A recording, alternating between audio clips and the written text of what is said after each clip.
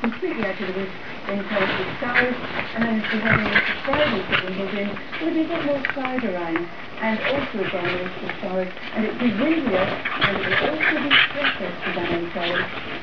Thanks very much indeed, Carol. That will be a little bit later. Let's see, time now 7:20. The death of a loved one is always a difficult time, but for many people, it's made even more difficult by the high cost of arranging funerals. The funeral cost has now reached more than £3,000, and one charity has said an increasing number of people are choosing the cheaper option of organising it all themselves. John Maguire has more. Rona Walker takes great comfort from looking at her mother's art portfolio. And that was the picture that she drew of me when I was a week old. When she died, Rona realised she couldn't afford a full funeral, so applied for a government grant known as a funeral payment. But she was rejected because of her mum's savings. So she took matters into her own hands, even driving the coffin to the crematorium in her own car. You don't know what you're doing, and the one person that I would have asked for all the advice in the world when something bad happened was my mum. So I wanted my mum because of the situation, and of course she wasn't there. So it was very hard. It was there's not enough information. There wasn't, and what information there is isn't clear enough. In a report by the insurers Sun Life Direct and the University of Bath, the average cost of a funeral is put at £3,100.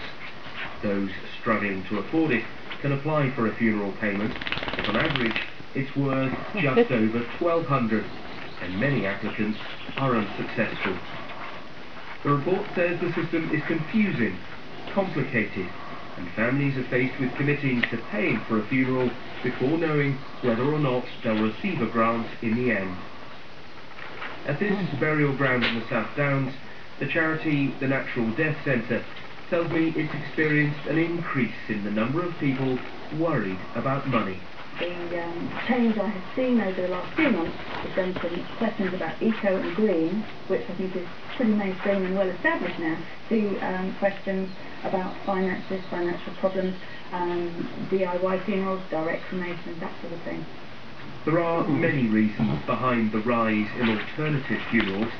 When Wendy Miller's mother Doris died last winter, she decided not just to organise the funeral herself, but to do everything herself, filming each stage and posting it on the internet for all to see. She dealt with the legal paperwork, gained the landowner's permission, so chose a designated burial site, and laid her mother to rest the way she would have wanted. My mother was a fun character. She wouldn't approve of funerals.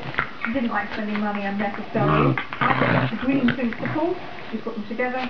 The DIY burial was just perfect for us. For a long time it's just been my mother and myself. So we just wanted a quiet DIY, private thing. For families opting for the traditional route, a funeral director offers a full service at a price.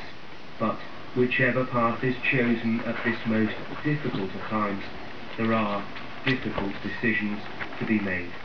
John Maguire, BBC News, Sussex. Joining us now to talk about this, Dominic Maguire from the National Association of Funeral Directors and Paul from the Natural Death Centre. Very good morning to you both. It seems, Dominic, an extraordinary